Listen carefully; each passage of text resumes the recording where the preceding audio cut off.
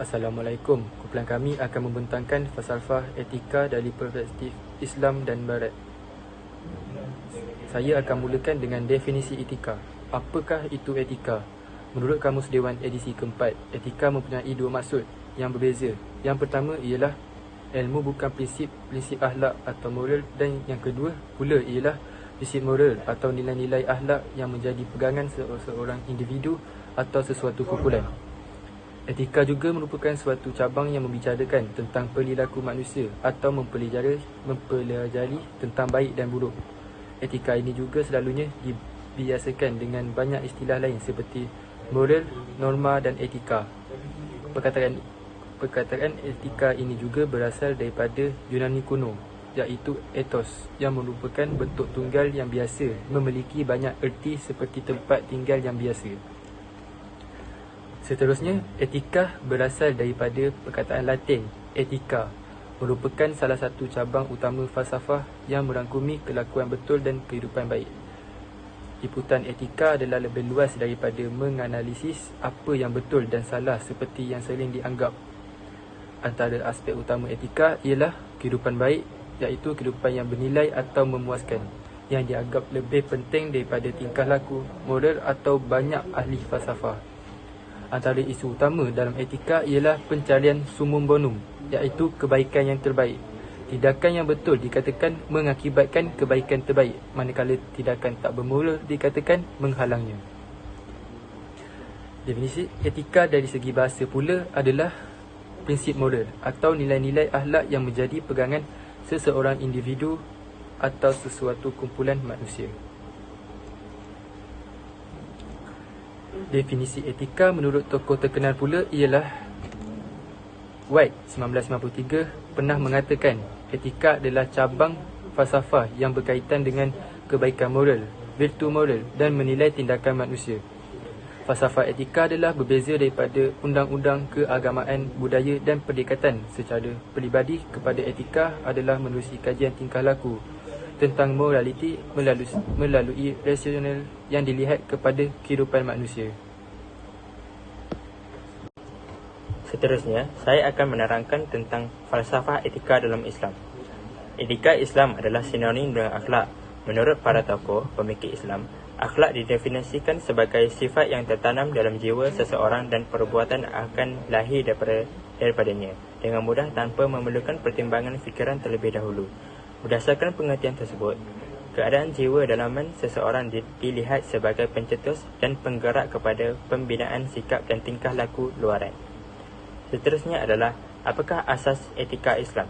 Asas etika Islam adalah bersumberkan sumber ketuhanan, dalil nakli iaitu Al-Quran dan Al-Hadis. Dalam masa yang sama, Islam turut mengiktiraf sumber kemanusiaan, dalil akli, yang terdiri daripada takudan akal, naluri dan juga pengalaman manusia. Seterusnya adalah nilai etika Islam. Nilai-nilai dalam etika Islam merangkumi pelbagai aspek dan dimensi, bersesuaian dengan sifat penciptanya yang memiliki segala kesempurnaan.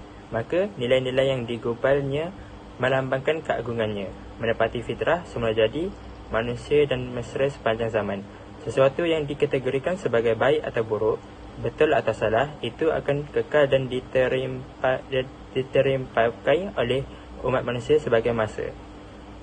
Ini berbeza dari teori etika barat yang sentiasa berubah-ubah dan hanya diterima pakai bagi suatu tempoh tertentu sahaja. Seterusnya, prinsip-prinsip etika Islam. Terdapat 5 prinsip-prinsip etika Islam. Yang pertama adalah etika dan keimanan, syariah, akhlak dan ilmu. Pertama sekali, konsep falsafah etika barat. Utilitarianisme. Utilitarianisme merupakan sebuah teori yang berpegang teguh pada semua tindakan baik, yang mana tindakan baik itu dapat diwujudkan melalui perbuatan yang memaksimalkan utilitas. Utilitas sendiri merupakan konsep yang mewakili segala keadaan baik manusia. Secara umum, utilitarianisme dapat diartikan sebagai teori filsafat etis yang diakui kebenarannya. Hal ini merupakan anggapan bagi orang yang memegang jelas adanya fahaman utilitarianisme sendiri. Sedangkan bagi orang yang tidak mempercayai hal itu dapat dianggap sebagai sebuah fahaman yang sangat salah.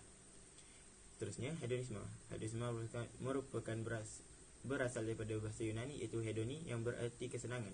Hedoni sendiri dapat diartikan sebagai pandangan hidup seseorang atau merupakan ideologi yang diwujudkan dalam bentuk gaya hidup dan memiliki tujuan utama untuk menikmati serta merasakan kebahagiaan pribadi ketika menjalani hidup.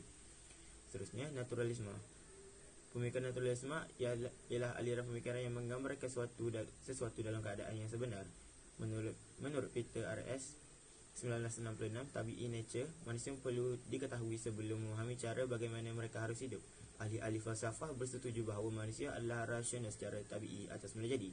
Jadi berbanding dengan haiwan yang lain, manusia jauh berbeza daripada haiwan kerana manusia mempunyai keupayaan untuk berfikir dan bertindak secara rasional dengan menggunakan akal.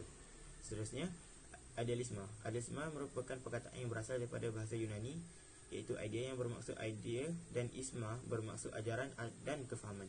Manakala perkataan falsafah mendukung makna mencintai kebijaksanaan yang terdapat dalam bahasa Yunani, iaitu philion, mencintai, dan sophia, kebijaksanaan atau pengetahuan.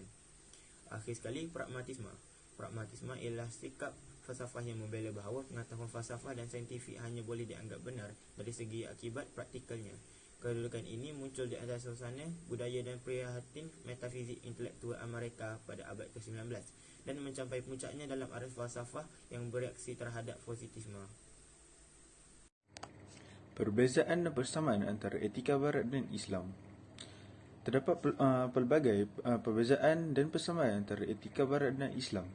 Antara perbezaannya ialah dalam etika Barat, lebih banyak penekanan diberikan kepada aspek nisbah, di mana segala yang berkaitan dengan etika mesti dihadam oleh minda manusia. Bagi etika Islam pula, segala-galanya berkenaan etika adalah berdasarkan Al-Quran dan As-Sunnah sebagai sumber ajaran agama Islam. Perbezaan ketara antara etika Barat dan etika Islam ialah terletak pada orientasi mereka.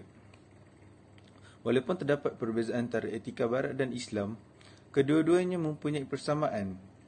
Antara persamaannya ialah kedua-dua etika Barat dan etika Islam manusia sebagai makhluk yang dicipta oleh Tuhan yang mempunyai keinginan untuk mendapat kebahagiaan. Jika di dunia Barat, kebahagiaan lebih banyak diukur dengan akal memenuhi pelbagai keperluan fizikal, maka dalam Islam kebahagiaan adalah sesuai dengan apa yang diajar dalam Al-Quran dan As-Sunnah. Etika Barat dan etika Islam kedua-duanya mahu menyediakan peraturan baik, tersirat dan nyata untuk berfungsi sebagai garis panduan manusia hidup di dunia dan hidupan selepas kematian berdasarkan konsep dalam Islam. Kita beralih kepada kesimpulan kertas kerja kami. Falsafah etika dalam Islam dan Barat berakar dari pandangan dunia yang berbeza. Dalam Islam, etika ditegakkan berdasarkan ajaran agama seperti Al-Quran dan hadis. Nilai-nilai seperti jujur, amanah dan tolong-menolong juga sangat ditekankan dalam etika Islam. Sementara itu, dalam tradisi Barat, etika sering diasaskan pada pemikiran filsafat oleh tokoh-tokoh seperti Plato, Aristotle dan Kant. Etika Barat menekankan penghargaan terhadap martabat manusia, kebebasan individu dan nilai-nilai seperti keadilan, kesetaraan dan utilitarisme.